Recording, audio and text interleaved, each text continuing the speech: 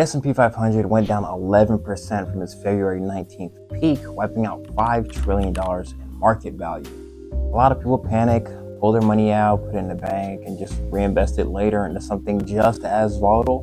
But there are other vehicles and strategies that'll safely grow your money.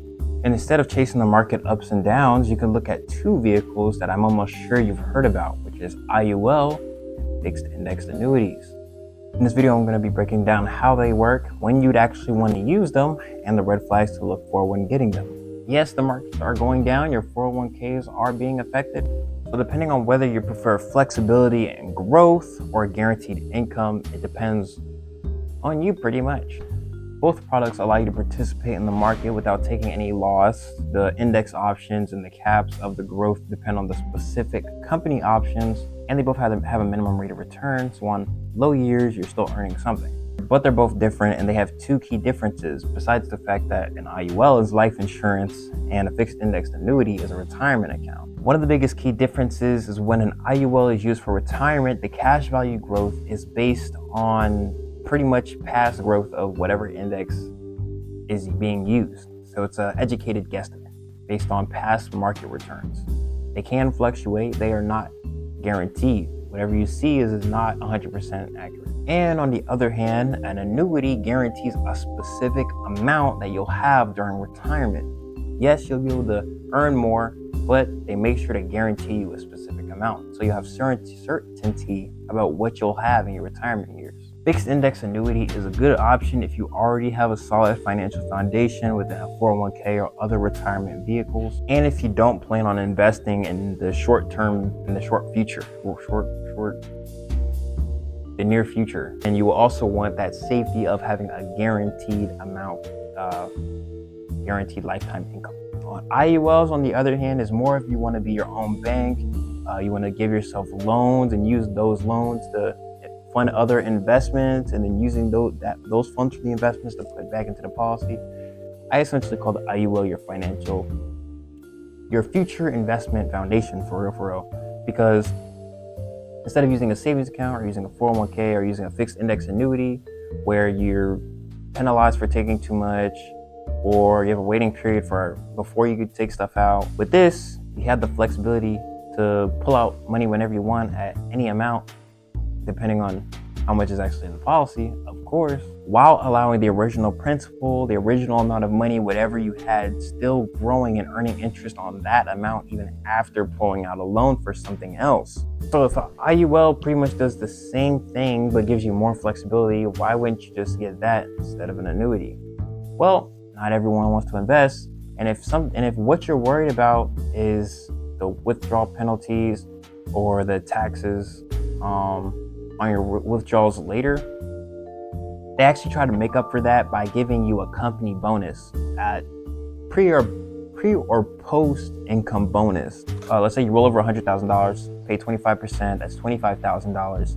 Put it into the annuity, they give you the income bonus of 10 to 15%, which is $10,000 to $15,000 back from that tax penalty to kind of make up for that loss, and then you earn interest on that. Or post, let's say you have $1 million in your account, either you roll over or you just so happen to grow, your money just happens to grow to $1 million. Instead of taking out distributions on that 1 million, they might pay out your retirement income based on 1.5 million instead. And so because of those taxes, they try to give you income bonuses to kind of level it out. The biggest advantage, again, that the fixed index annuity is the guaranteed income plus the market growth, which, unlike the IUL, which doesn't give you the guaranteed income, but it does give you the market growth with flexibility on how you access your funds. There's two scenarios you can use an IUL in. Either you can roll over like the annuity, or you can actually start building it as a beginner. You can put like $200 a month into it, and you'll get all the benefits. But you got to be careful because it's extremely easy to get your insurance license, to become a broker, to become captive, whatever. It's very easy. And a lot of people that set up these policies don't really know how to set it up. And I'm going to give you some ways you can try to figure out if your broker is a professional or not. If your agent is setting you up a policy and you're funding it to the target premium, but they tell you that you have space up and down to fund it, your cash value isn't going to be a lot in the first year. Most likely it's set up for failure, and they're going to be making way more than what they should be on a properly structured policy. I'll explain it in a second. If you get told that you'll have great cash value growth as well as a death benefit, so just in case something happens, your policy is automatically going to fail. It is what it is. I'm going to explain it a little in a second, but that's the worst. I'm not going to lie, that's the worst of them all. And again, ask your agent how many indexes are they going to use when diversifying the policy, because every year you should be rediversifying based on the client's situation, the market's condition, and the client's goals. Every year, rediversification, because you want to have the best growth possible.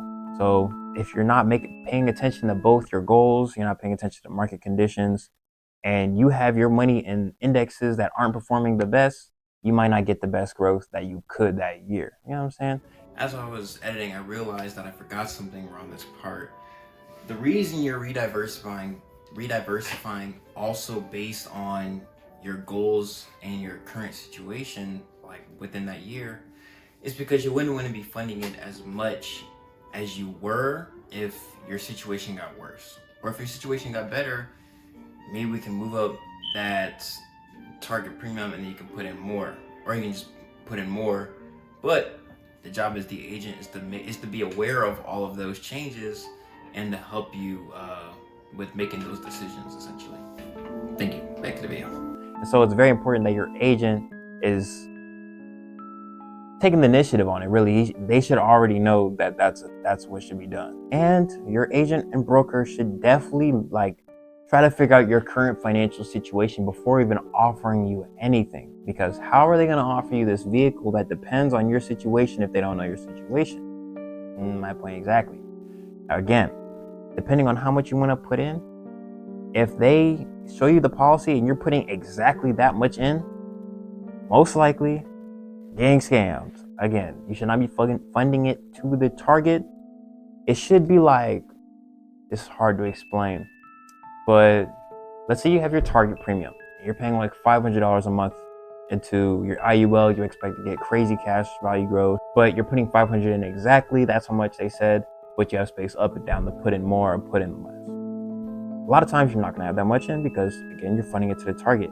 That target premium that you're funding in should be at least $200 or $300 lower than what you're actually funding, because you need to have the lowest death benefit possible while max funding. That's what max funding means, to bring that target premium down and then just to put more. And you should be in that space of putting too much into the policy, just under, before it becomes a MEC. That's what overfunding means. That's what max funding means. It doesn't mean putting a bunch into the policy and your target premium is that amount. They should be bringing the target premium down.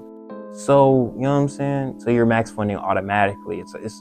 But that means they're sacrificing their paycheck for that. So a lot of agents either don't know that that's making them more money and they just set it up bad, or they're trying to make more. Bet your agent.